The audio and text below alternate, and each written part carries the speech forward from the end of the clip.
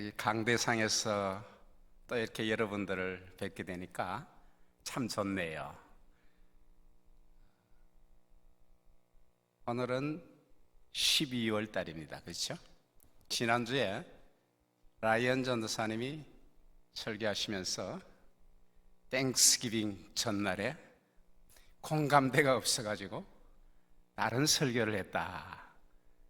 근데 성탄의 계절에 제가 라합이라는 제목으로 설교하니까 저도 공감 능력이 없는 것 같은데 그건 아닙니다. 성경에 보면은요, 예수님의 탄생에 대해서 그 족보가 기록되어 있는데 여러분 잘 아시잖아요. 마태복음하고 누가복음에 그 족보가 기록되어 있어요. 그 중에 마태복음을 보면은 이 아브라함부터 예수님까지 이렇게 기록하면서 누가 누구를 낳고 누가 누구를 낳고 하면서 끝까지 갑니다. 그런데 유독 5군데에 특별한 게 있습니다. 뭐냐면은 누가 누구를 낳고 누가 누구를 낳고 하다가 누가 누구에게서 누구를 낳았다 그랬어요. 그러니까 누가 누구에게서, 그러니까 낳은 여자 이름을 기록하고 있더라는 거예요. 제가 시간이 없어서 조금 줄이고 넘어가는데요, 당시에 여자 이름을 기록한다는 건요 정말 상상도 못할 일이에요. 그게 누굽니까? 다말에게서, 라합에게서, 룻에게서, 우리아의 아내에게서, 마리아에게서 예수가 나니라 그랬어요. 그렇다면 마태가 왜 이렇게 특별히 이 5사람의 여자를 언급하고 있을까? 여러분, 마리아는 예수님을 낳은 여자니까 뭐 그럴 수도 있어요. 그런데 나머지 4명의 여자는 왜 이름을 그렇게 특별히 넣었을까? 그래서 제가요 곰곰이 생각해 봤어요. 근데 놀랍게도 여러분 뭐 아시는 분 많을 거예요. 이 4명의 여자는요 세상적인 기준으로 보면은 다 흠이 있는 여자예요.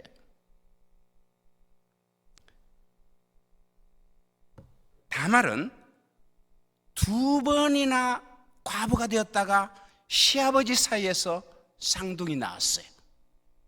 라합은 기생입니다. 룻도 남편 잃은 과부로서 재혼했어요. 밧세바도 남편 몰래 다윗하고 정을 통해 가지고 아기 낳았다가 남편 죽자 즉시로 다윗에게 갔던 여자예요. 사실 어떻게 보면 마리아도 정상은 아니라고 볼 수 있겠죠, 그죠? 처녀가 애를 뱄으니까. 우리 거룩하신 하나님의 아들 예수 그리스도에 대해서 마태가 기록을 하면서 왜 이렇게 흠 있는 여자들만 골라가지고 그리스도의 계보에 넣었을까? 많은 해석과 설명이 있지만요, 저는 한마디로 이건 은혜다. 이건 은혜다. 흠이 많고 자격 없는 자지만 그런 자를 택해서 한량없이 복 주시는 게 이건 하나님의 은혜라는 겁니다. 여러분, 사도 바울이 고백했죠. 나의 나 된 것은 하나님의 은혜로다. 당연하게 여겼던 나의 모든 것 주의 은혜였다고 찬양하시잖아요. 그런 찬양이 있잖아요. 정말 여러분의 삶이 지금까지 오면서 당연하게 여겼던 그 모든 것이 주님의 은혜였음을 기억하시고 이 성탄의 계절에 감사와 찬송이 넘치는 그런 복된 성도가 되시기를 축원합니다.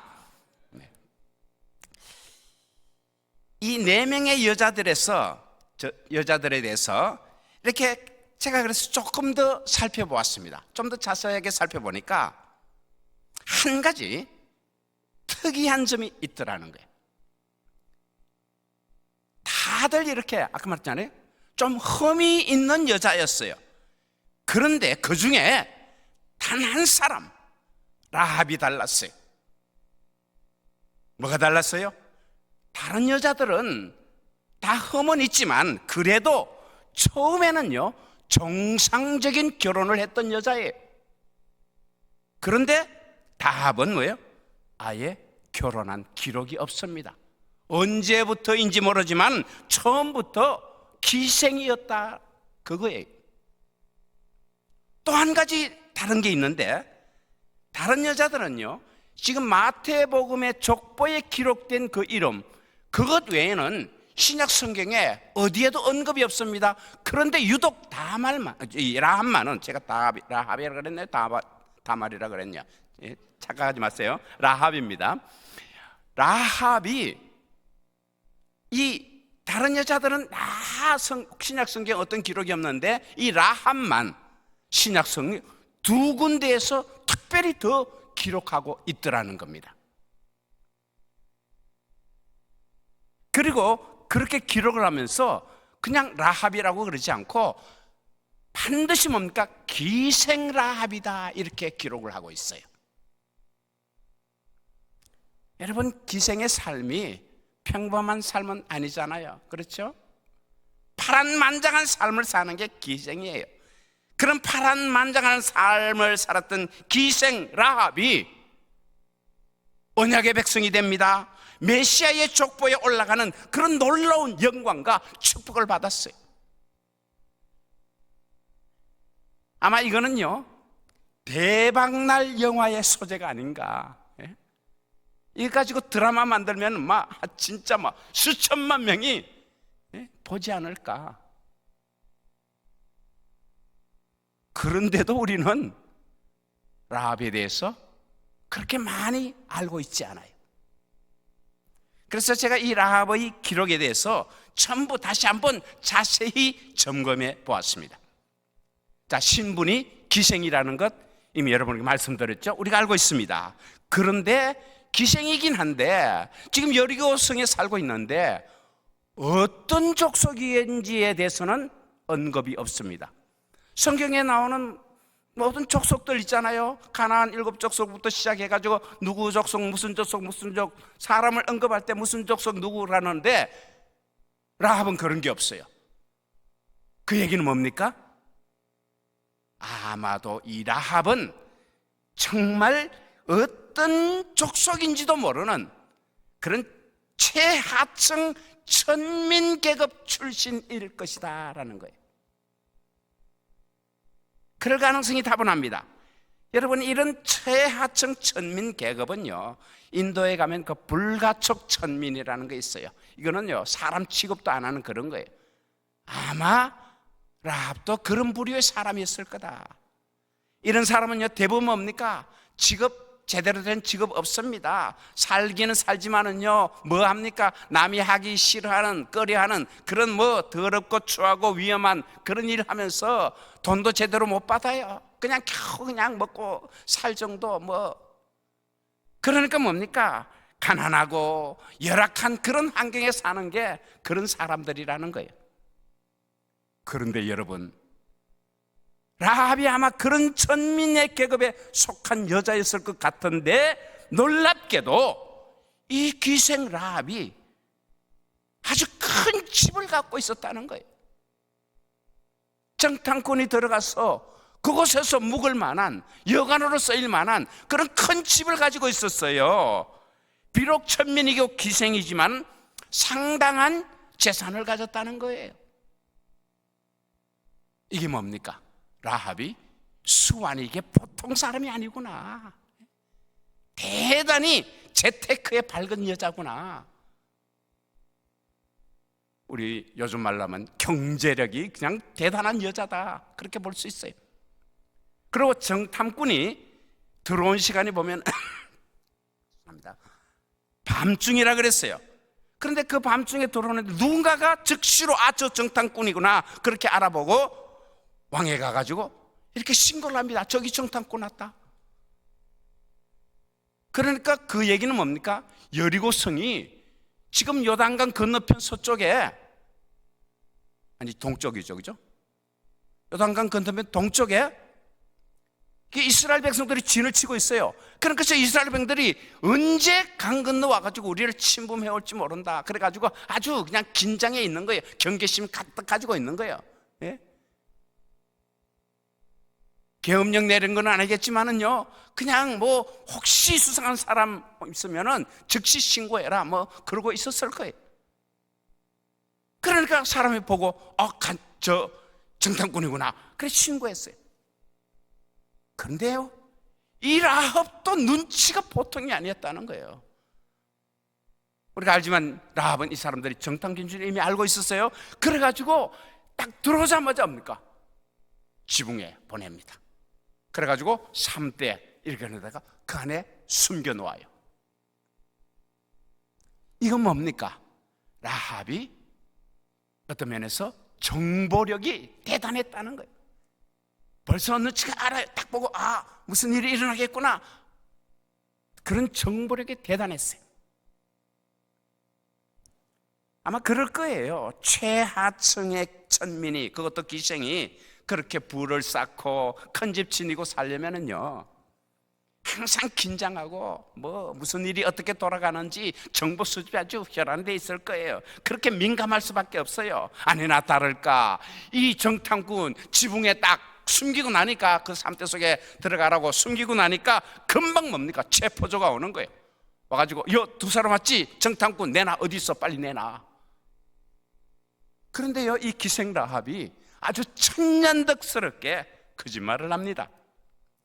맞아, 두 사람 오기는 왔어. 근데 그 사람들이 정탐꾼인지 아닌지는 나는 모르겠고, 성문 닫을 무렵에 저 밖으로 나갔어. 지금 빨리 쫓아가면 잡을 수 있을 거야. 빨리 가봐, 빨리 가. 그러니까요, 이 정탐꾼 잡으러 왔던 체포조가 급하게 뛰어갑니다. 성문 밖으로 나갑니다. 그래가지고 그 동쪽에 있는 요단강 나루트까지 갔다 그랬어요. 그리고 성경이 기록하기를 이 사람들이, 이 체포하러 나온 사람들이 성문을 나가자마자 성문이 닫혔더라 그랬어요. 여러분, 하나님의 말씀이 그냥 기록되어 있는 거 아니에요. 여기 성문이 닫혔더라 이 말이요, 굉장히 중요합니다. 왜냐하면 당시에 이 성의 문들은요, 이거는 해가 지면 닫습니다. 그리고 밤새도록 절대로 여는 법이 없어요. 아침에 해가 떠야 엽니다. 한 번 닫힌 성문은 아침이 될 때까지 절대 안 열어줘요. 밖에 누가 와가지고 문 열어달라고, 야 누구야, 나야 나 문 좀 열어줘, 절대 안 엽니다. 심지어 밖으로 나갔던 자기 편 군사가 와가지고 이제 들어온다, 문 열어달라 그래도 안 열어줘요. 왜? 그렇게 해야만 되는 거예요. 적군이 변장해서 올 수도 있고 위험한 일이 올 수 있으니까 하여튼 밝은 날 분명히 확인될 때까지 그때 문 안 여는 거예요. 그러니까 밖으로 나갔던 이 체포조들이 다음날 밝아질 때까지는 성 안으로 절대로 못 들어오는 거예요. 그러니까 그게 뭡니까? 적어도 그날 밤에는 라합이 다시 수색당할 염려가 없다는 거예요. 자, 이렇게 말씀드리면 뭡니까? 라합이 순간적인 임기응변력이 아주 뛰어났다는 거예요. 딱 보고, 야 빨리 가 쫓아가, 지금 문 닫으니까 나가면 못 들어올까? 그러니까요, 얼른 가. 그래놓고 문 딱 닫으니까 됐어 그러고 있는 거예요. 여러분 생각해 보세요. 나 몰라, 저 사람 나가서 그랬는데 나중에 와가지고 지붕 수색해가지고 딱 들키면은 이건 같이 가는 거예요. 같이 죽으러 가는 거예요.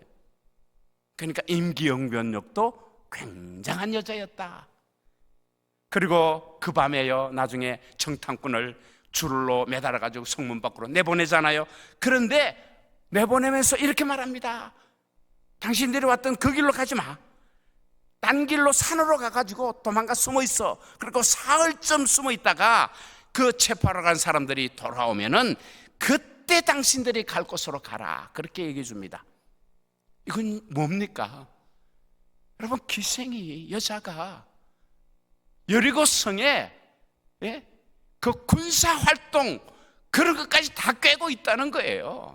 체포자들이 나가면은 적어도 3일간은 수색한다. 그리고 3일 동안 못 찾으면 다시 돌아온다. 그러니까 지금 요단강 그 동편에 마토에 지키고 있을 우리가 크니까 산으로 가가지고 딴 데 가지고 숨어 있다가 그 3일 지나면 그때서 가라. 이건 뭡니까? 군사 전문가 뺨치는 상황 판단 능력도 있었다는 거예요. 요약을 하자면요, 라합은 신분만 여자였지 수완이 대단합니다. 정보력 뛰어납니다. 순간순간 임기응변에 능합니다. 상황 파악하고 그 대처하는데 아주 뛰어난 대단한 여자였다는 거예요. 경제력, 정보력, 대응력, 판단력, 이게 대단한 여자였어요. 그러고 보니까요, 라합 괜찮은 여자네요. 라합 괜찮은 여자예요. 그러나 여러분, 라합이 이렇다고 해서 이것이 메시아의 족보에 올라갈 만큼 대단한 것이었을까? 그렇지 않겠죠, 그죠? 뭔가 좀 부족한 느낌 들지 않아요? 그래서 제가 신약 성경에 라합을 언급한 것 한번 보겠습니다. 히브리서 11장 31절 한번 읽읍시다. 시작. 믿음으로 기생 라합은 정탐꾼을 평안히 영접하였으므로 순종하지 아니한 자와 함께 나와. 히브리서 11장 31절 그리고 야고보서 2장 25절 읽어봅시다. 또 이와 같이 기생 라합이 사자들을 접대하여 다른 길로 나가게 할 때에 행함으로 의롭다 하심을 받은 것이 아니냐. 여기 보니까요, 이 두 구절에 지금 키워드가 나옵니다. 키워드가 뭡니까? 믿음 그리고 의. 믿음, 의. 신약 성경에 라합이 믿음, 의, 그게 있다는 거예요. 그러니까 이게 뭡니까? 바로 이것 때문에 메시아의 족보에 올라갔다 이거예요. 기생 라합이. 자, 그렇다면은 여호수아 2장 1절에 쭉 나오는 그 라합의 이야기 속에 지금 그 속에 뭔가 믿음과 의가 드러나야 되잖아요. 분명히 그곳에 있어야 돼요. 그게 오늘 본문에 읽은 본문 성경의 내용입니다. 그 첫 번째, 제가 찾아보니까 이 라합은요, 듣는 귀가 있었어요. 10절 말씀을 다시 한번 읽어보겠습니다. 시작. 이는 너희가 애굽에서 나올 때에 여호와께서 너희 앞에서 홍해물을 마르게 하신 일과 너희가 요단 저쪽에 있는 아모리 사람의 두 왕 시혼과 옥에게 행한 일, 곧 그들을 전멸시킨 일을 우리가 뭐라고요? 들었음이니라. 들었다는 거예요. 라합은 여호와께서 하신 일을 들었다 그랬어요. 아까 라합의 이 정보력이 뛰어나다, 여러분 제가 말씀드렸잖아요. 그러니 라합이 내가 들었다, 그 말은 뭡니까? 사실이라는 거예요. 그 정보가 정확하다는 거예요. 그냥 어떻게 누가 꾸며내고 지어낸 말이 아니라는 거예요. 여러분, 우리가 신약성에서 라합의 그 믿음 의를 할 때 라합의 믿음이 바로 이 듣는 것에서부터 시작되었는 거예요. 특별히 여호와 하나님이 하신 일이라 그랬어요. 그러니까 뭡니까? 영적으로 듣는 귀가 있었다. 여러분, 로마서 10장 14절 그리고 17절 한번 읽어보겠습니다. 시작. 다 같이 읽어요. 시작. 듣지도 못한 일을 어찌 믿으리요? 믿음은 들음에서 나며 들음은 그리스도의 말씀으로 말미암았느니라. 그렇습니다. 믿음은 들음에서부터 시작됩니다. 그리스도의 말씀을 들어야 합니다. 우리는 그래서 그리스도의 말씀 듣는 것을 사모해야 합니다. 성도 여러분, 여러분의 삶이 정말 실패로 인하여 가지고 꺼져가는 촛불처럼 그렇게 기운이 지날 때에, 기가 막힌 웅덩이에 빠진 그런 어려운 시련이 올 때에, 사방이 우겨 쌓인 것 같은 인생의 그런 위기 때에, 치열한 영적 전쟁으로 여러분의 믿음이 약해져 갈 때에, 그리스도의 말씀 듣기를 더 사모하시기 바랍니다. 그리스도의 말씀 듣기를 이전보다 더 사모하시기를 바랍니다. 말씀이 아니면 내가 죽겠습니다라고 몸부림치면서 말씀을 들을 기회라면은 결단코 놓치지 않는 하나님의 사람이 되시기를 축원합니다. 둘째, 라합은 영적인 것을 아는 지혜가 있었습니다. 9절을 읽겠습니다. 시작. 다 같이. 여호와께서 이 땅을 너희에게 주신 것을 내가 아노라. 앞서 제가 라합은 이 상황 파악을 잘 한다고 그랬잖아요. 그것은요, 영적인 상황을 파악하는데도 아주 뛰어났어요. 여호와께서 하신 일을 듣고 나니까 이 여리고성, 이것도 하나님이 이스라엘에게 주셨구나, 이걸 알아챘다는 거예요. 여러분, 여리고성에 있던 사람들이 하나님이 하신 일을 들은 사람이 라합만 있었겠습니까? 아니에요. 우리가 읽은 본문에 보면요, 수많은 사람들이 들었어요. 간담이 녹았다 그랬어요. 그런데 이 사항에 대해서 영적으로는 오직 라합만이 알아챘다는 거예요. 그만큼 아는 지혜가 있었다는 거예요. 성도 여러분, 우리가요, 주위에서, 교회에서 수많은 그 하나님의 말씀을 듣고도 변하지 않는 사람, 왜 그래요? 듣기는 들었지만 알지 못하기 때문에 그런 거예요. 예수님이 수가성에서 그 우물가에서 사마리아 여인과 그 대화할 때 너희는 알지 못하는 것을 예배하고 우리는 아는 것을 예배한다 그랬어요.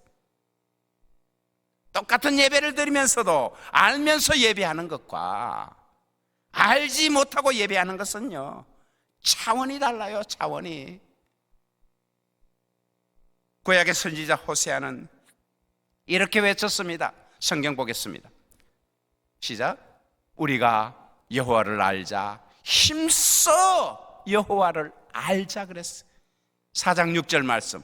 내 백성이 지식이 없으므로 망하는도다.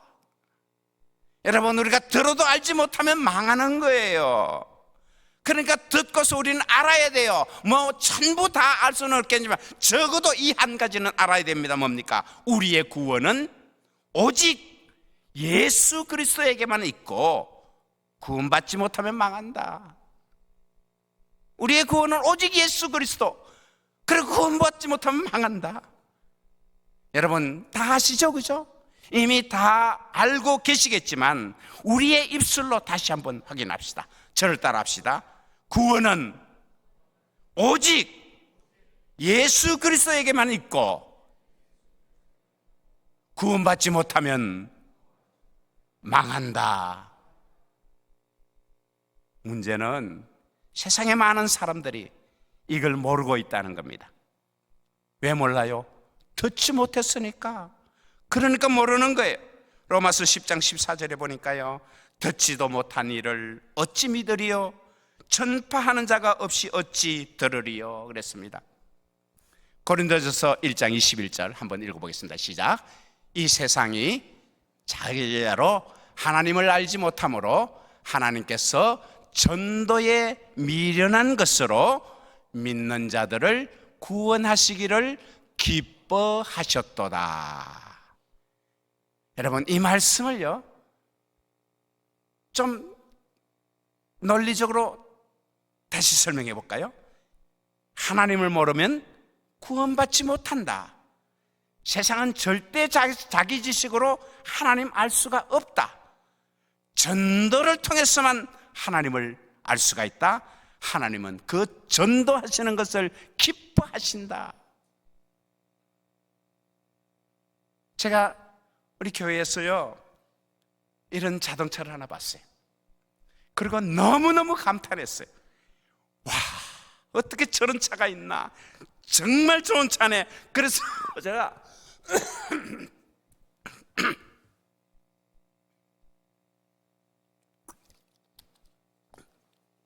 사진까지 찍었습니다. 사진 한번 보여주세요.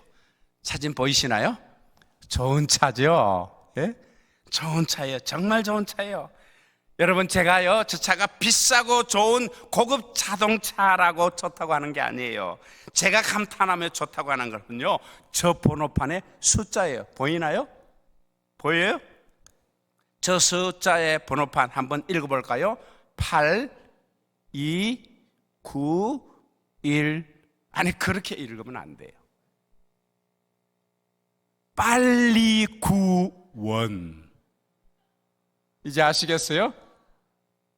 빨리 구원, 빨리 구원. 아니, 교회 다니는 성도가 몰고 다니는 차에 빨리 구원, 빨리 구원. 이게 정말 최고의 자동차 아닌가요? 예?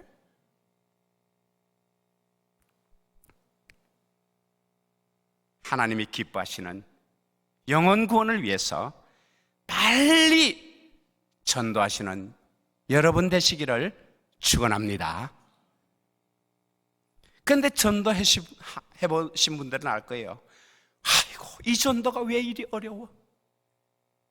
특별히 가까운 사람, 일가, 친척, 형제, 자매, 친구들, 여기가 더 전도 안 돼요. 예? 착하고 순한 사람 더 전도가 잘 안 돼요. 아이고, 왜 그래, 왜 그래? 어떤 장로님이요, 은퇴 장로님 매년 한국에 나가시는데, 한국에 갈 때마다 고향 친구를 만납니다. 그리고 전도합니다. 예수 믿어라, 교회 나가라. 그런데 만날 때마다 그렇게 전도하니까요, 이제 나가면은요, 잘 안 만나려고 한대요. 처음에는 반갑다고 그렇게 만났는데, 만나봐야 맨날 전도하는 말만 하니까 이제는 싫다는 거예요. 성도 여러분, 예수 천당, 불신 지옥, 맞는 말이에요. 틀린 것 하나도 아니에요.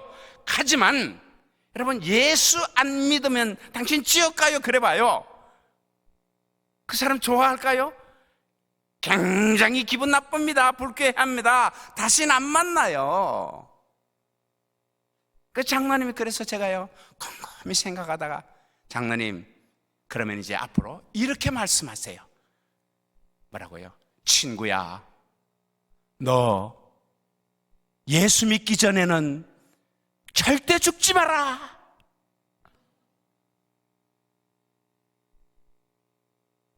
여러분, 이 말씀이 생각보다 효과가 큽니다.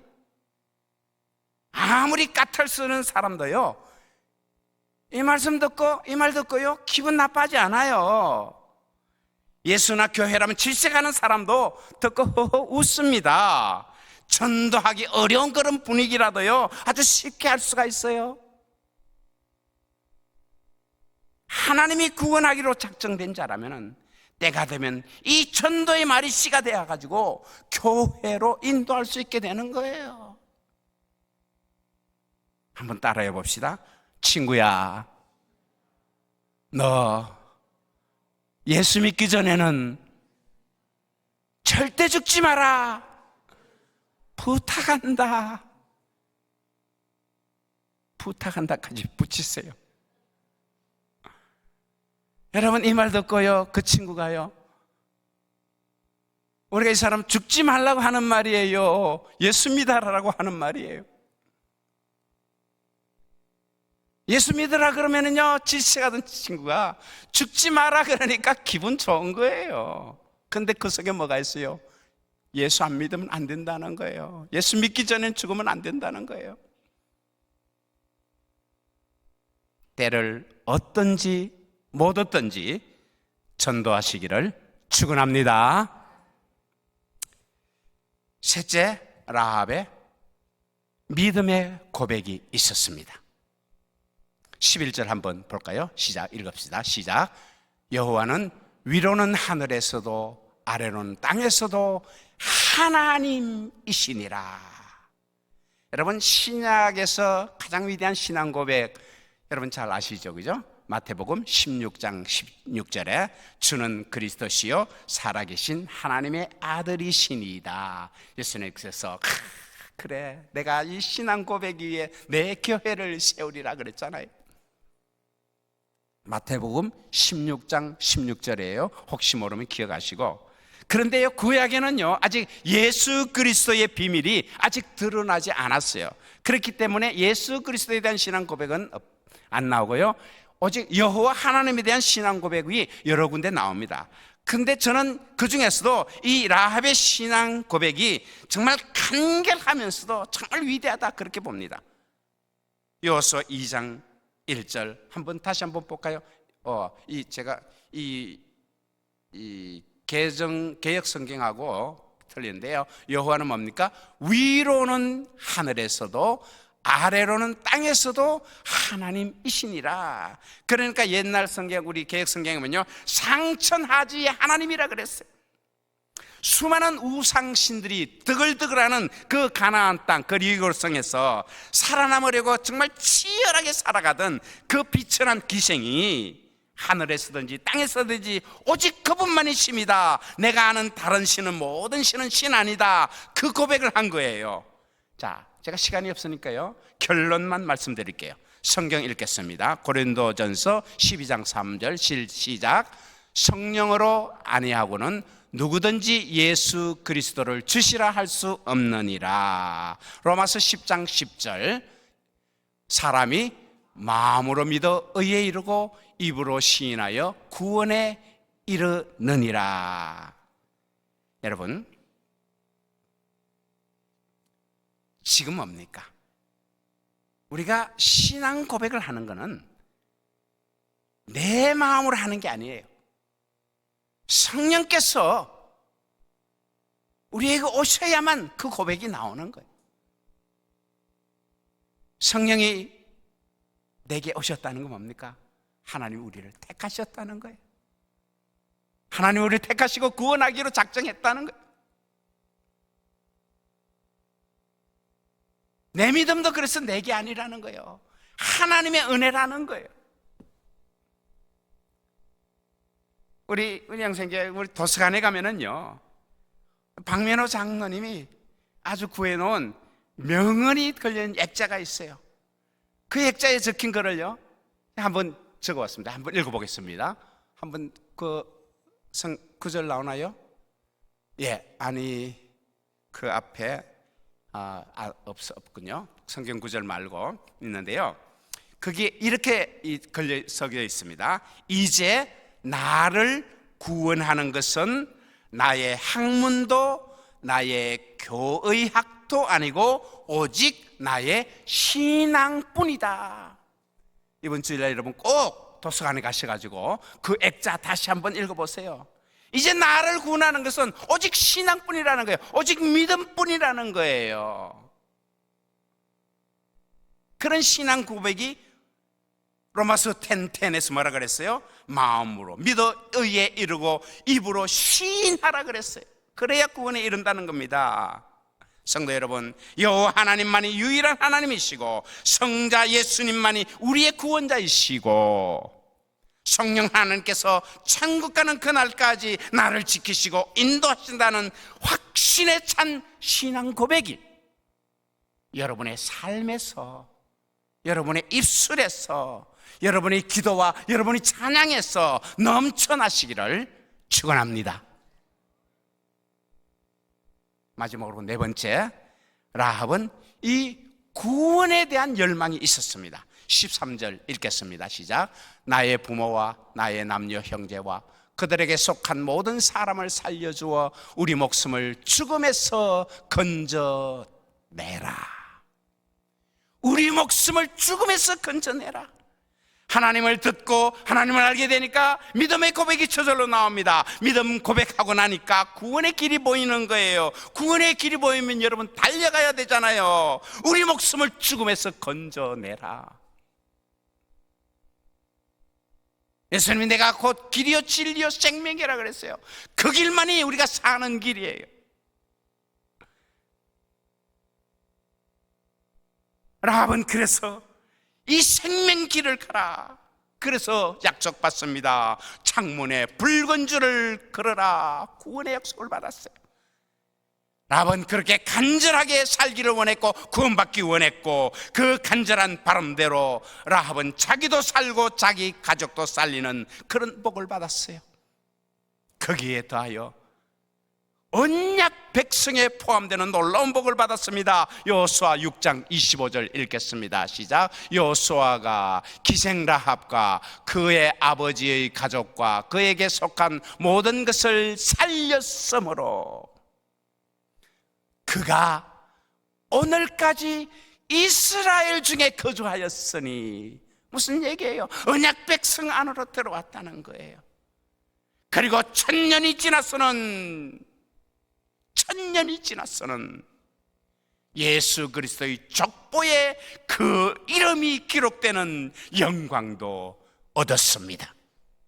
마태복음 1장 5절 읽읍시다. 살몬은 라합에게서 보아스를 낳고. 이제 여러분에게 엄숙히 권면합니다.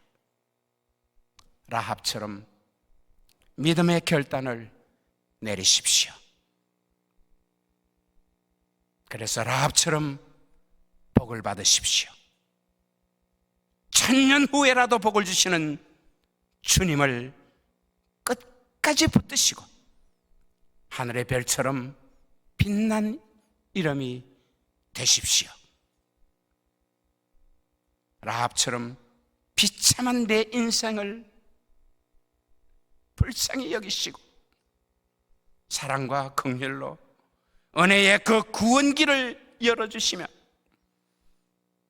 마침내 그 범접할 수 없는 영광까지도 함께 나누어 주실 예수 그리스도를 영원토록 감사하며 찬양하며 기뻐하시는 저와 여러분이 되시기를 축원합니다.